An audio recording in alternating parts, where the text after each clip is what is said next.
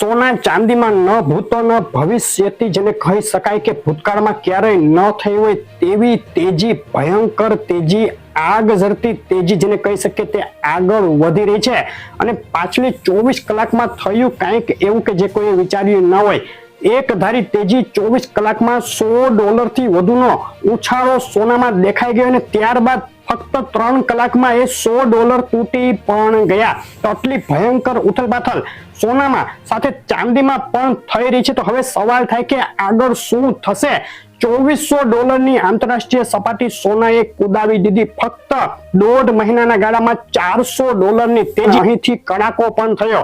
સોનું યુદ્ધના સમાચારોની પાંખ ઉપર ચડી અને આગળ વધી રહ્યું છે આસમાની ગતિએ. હજુ પણ યુદ્ધના સમાચારો શમ્યા નથી. ઈરાન અને ઇઝરાયલ વચ્ચે યુદ્ધ ગમે તે ઘડીએ શરૂ થઈ શકે તેવી અમેરિકાના પ્રમુખ જો બાઇડનની જાહેરાત પછી સોનામાં રીતસરનો ભડકો થઈ ગયો હતો.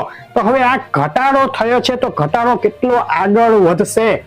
સૌથી મોટો સવાલ પૂછાઈ રહ્યો છે, કેટલું ઘટી શકે સોનું અને ચાંદી? અહીંથી તેની વાત આજે કરશું ખૂબ જ ટૂંકા વિડીયોમાં. તો પહેલા નવા મિત્રો હોય વિડીયો લાઈક કરી અને ચેનલ ખાસ સબસ્ક્રાઇબ કરવાનું અને આખો વિડીયો જોવાનું ભૂલશો નહીં.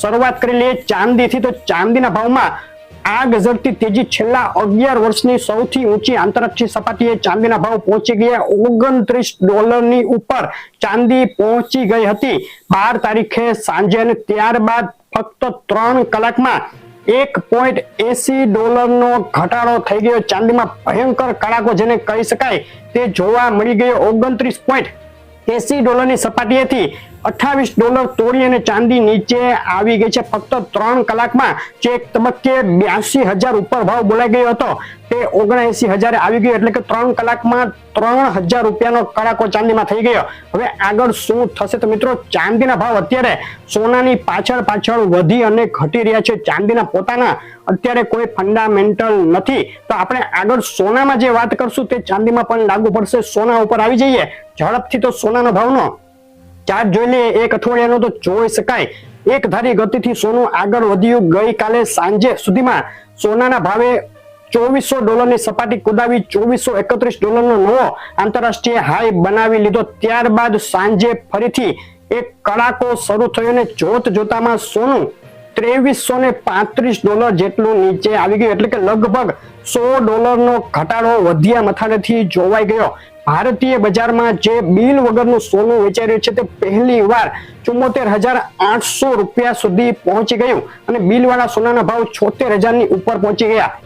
પરંતુ ત્યારબાદ 3 કલાકમાં થયો લગભગ $1,500 જેટલો ઘટાડો પ્રતિ 10 ગ્રામે અને પ્રતિ 100 ગ્રામે 15,000 નો કડાકો બોલી ગયો. તો હવે સવાલ થાય કે સોનું કેટલું ઘટશે? તો મિત્રો, અહીં આપણે જે ગયા વિડીયોમાં વાત કરી હતી તે મુજબના બે ફેક્ટર અત્યારે અસર કરી રહ્યા છે. એક તો અમેરિકન ઇન્ફ્લેશનના જે ડેટા આવી રહ્યા છે તે ઊંચા આવી રહ્યા છે અપેક્ષા કરતા. એટલે કે ઇન્ફ્લેશન ધાર્યા મુજબ ઘટી નથી રહી તેવું સાબિત થઈ રહ્યું છે. તેને લઈને ફેડ ઉપર હવે આગામી મહિનાઓમાં જે 3 વાર વ્યાજદર ઘટાડવાની ફેડ અગાઉ વાત કરી ચૂક્યું છે તે નહીં કરવાનું દબાણ વધી રહ્યું છે. 3 વારની જગ્યાએ 2 વાર અથવા 1 વાર ફેડ વ્યાજદરમાં ઘટાડો કરે તેવી શક્યતાઓ વધી રહી છે. અહીં ફેડ હજુ પણ કાંઈ ચોક્કસ ક્લુ નથી આપી રહ્યું. તેને લઈને એક મોટું સસ્પેન્સ પણ બનેલું છે.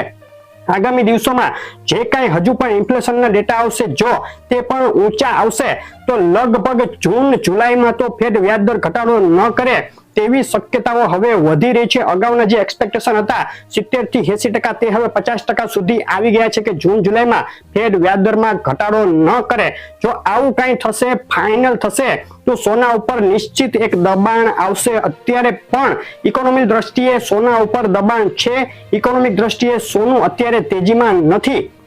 પરંતુ અગાઉ આપણે જે કહ્યું તે મુજબ જીઓપોલિટિકલ ટેન્શન, ઇઝરાયેલે 1 એપ્રિલે ઈરાનની જે એમ્બેસી હતી સિરિયામાં તેના ઉપર હુમલો કર્યા બાદ 12 દિવસથી ઈરાન હાકલા પડકારા કરી રહ્યું છે કે અમે ઇઝરાયલ ઉપર હુમલો કરશું અને ત્યારબાદ અમેરિકાના પ્રમુખે જાહેરાત કરી કે 2 દિવસમાં ઈરાન હુમલો કરશે. તે સાથે જ સોનામાં જે તેજી જોવાઈ હતી હજુ યુદ્ધ શરૂ નથી થયું.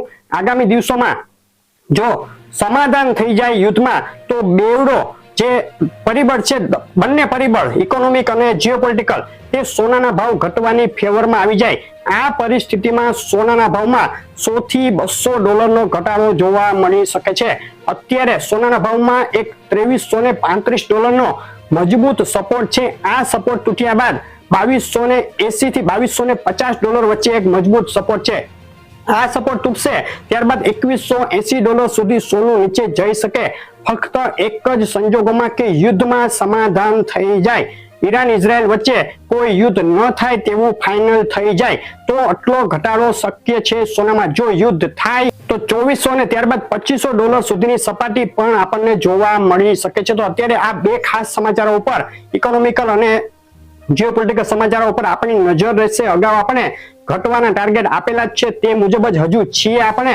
યુદ્ધ ન થાય તેવા સંજોગોમાં આ શક્ય છે, જો યુદ્ધ થાય તો આપણે કંઈ ન કરી શકીએ. તો મિત્રો આ હતી અત્યાર સુધીની અપડેટ. આગળ પણ આ રીતની અપડેટ સોના અને ચાંદીના ભાવની આવતી રહેશે. રોજના લાઈવ ભાવ આવશે, તેમાં આપણે ગુજરાતના લગભગ તમામ શહેરના ભાવ આપીએ છીએ. જો તમારા શહેરનું નામ એ લિસ્ટમાં એડ કરવું હોય તો શહેરનું નામ લખીને અમને કોમેન્ટમાં લખી મોકલો. માહિતી કેવી લાગી ખાસ કહેજો, અને રોજનો વિડીયો જોવાનું ચૂકશો નહીં. વિડીયો લાઈક કરી ચેનલ સબસ્ક્રાઇબ કરવાનું, ફેસબુકના મિત્રો પેજ ફોલો કરવાનું ભૂલશો નહીં. આભાર.